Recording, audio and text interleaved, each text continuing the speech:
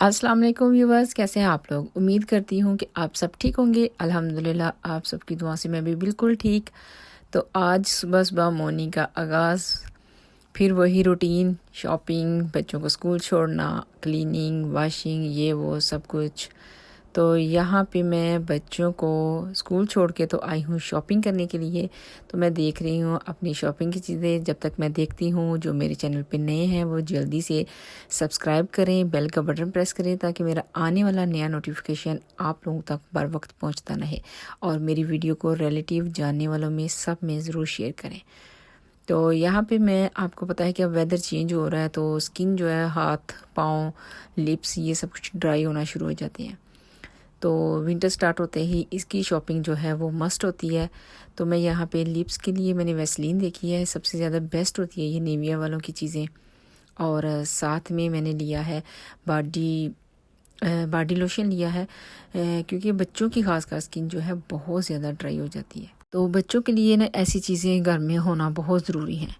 तो क्योंकि वॉक करते हैं बच्चे, वॉक करके स्कूल जाते हैं या स्कूल में प्ले करते रहते हैं, तो भागते हुए लिप्स ड्राई हो जाते हैं, स्किन जो है वो चेहरे की वो ड्राई हो जाती है, सर्दी इतनी ज़्यादा होती है।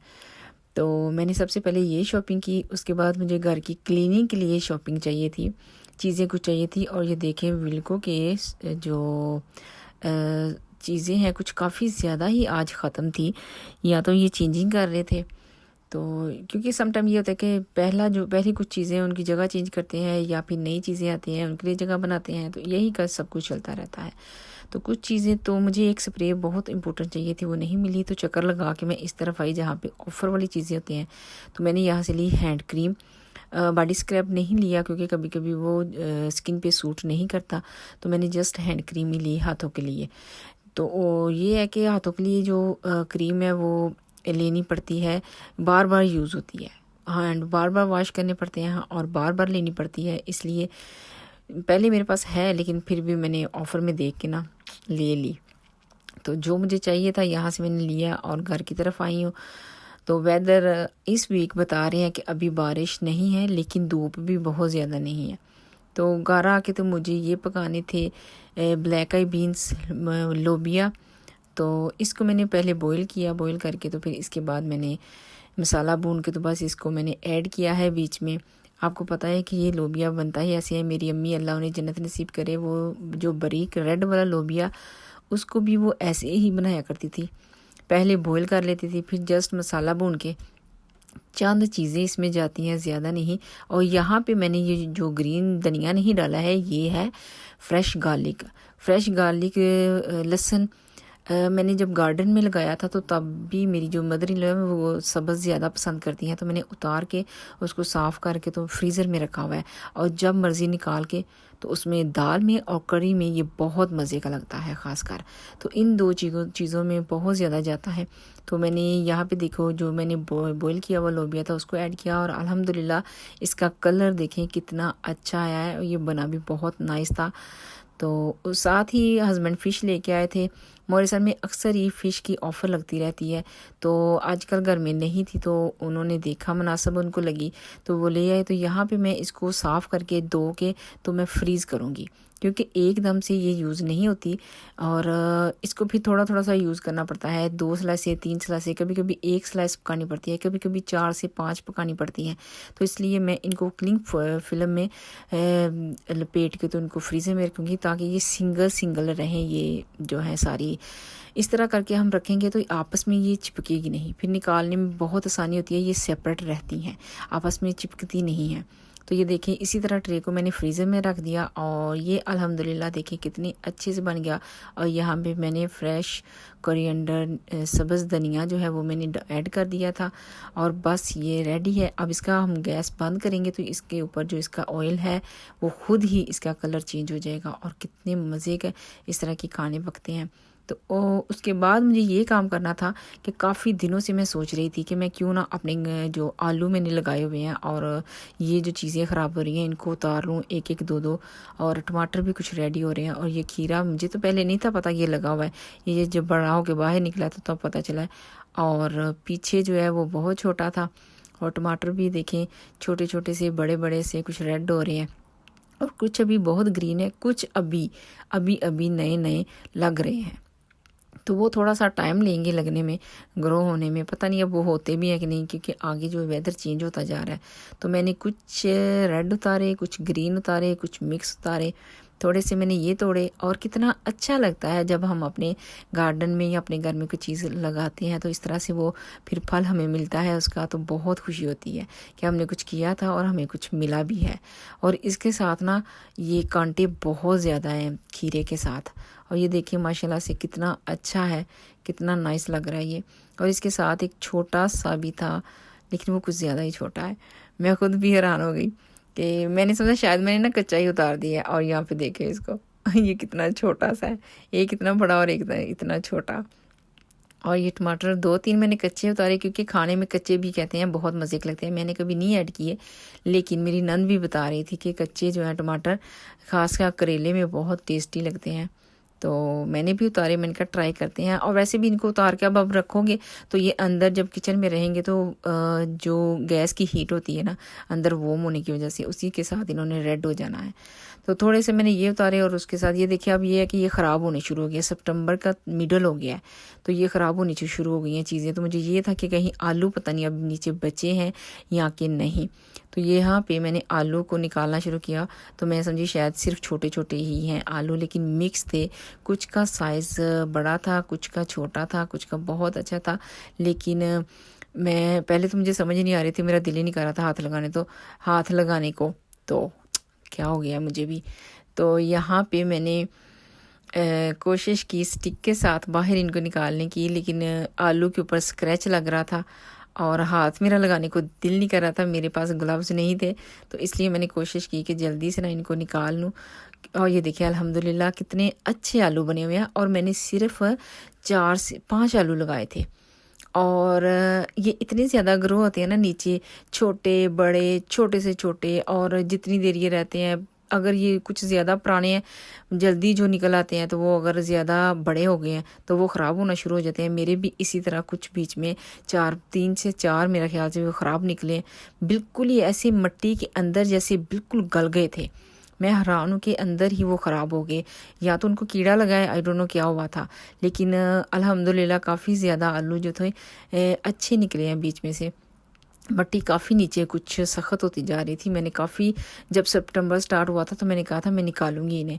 तो निकालते निकालते देखे मैंने सितंबर का मिडल जाके निकाले हैं, तो जिसमें से 4-5 आलू ख़राब निकले हैं, लेकिन देखें कितने अच्छे और चिट्टे गोरे आलू निकले हैं, बड़े अच्छे निकले थे। और 4-5 आलू मैंने लगाए थे, जिसमें से कम से कम मुझे 2 से 2.5 किलो आलू मिले हैं। तो घर में 1 वीक तो अब ये चलेंगे ही, क्योंकि इतने ज़्यादा आलू इस्तेमाल नहीं होते मेरे घर में। वीक के बाद हाँ मैं फ्राइडे पे रोस्ट करूँ तो फिर 1 किलो आलू लग जाते हैं, लेकिन मेरे घर में बहुत कम इस्तेमाल होते हैं। मैं खाने में बनाऊँ तो जस्ट 1 या 2 डालती हूँ सब्ज़ी में भी।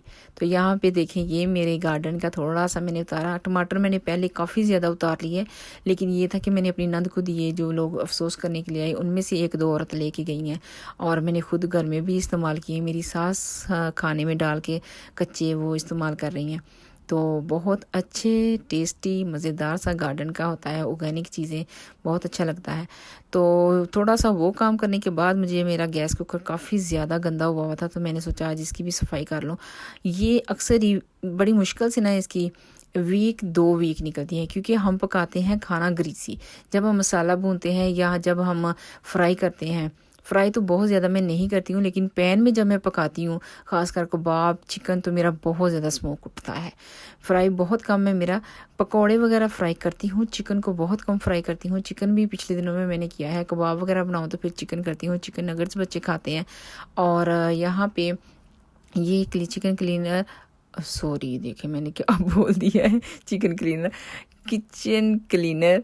और उसके साथ मैंने फ्लैश वाली स्प्रे ली है, और ये जो कैन मैंने लिया है स्प्रे वाला, ये बहुत ही जल्दी क्लीनिंग करता है। इसको लगा के 10 से 15 मिनट के लिए आप रख दो तो बड़ी जल्दी ये, बस इसको फिर बाद में हम वॉश करते हैं और एक चीज़ का इस्तेमाल करते हैं। आप चाहे जो जिसके साथ हम वॉशिंग करते हैं उसी का इस्तेमाल कर लें।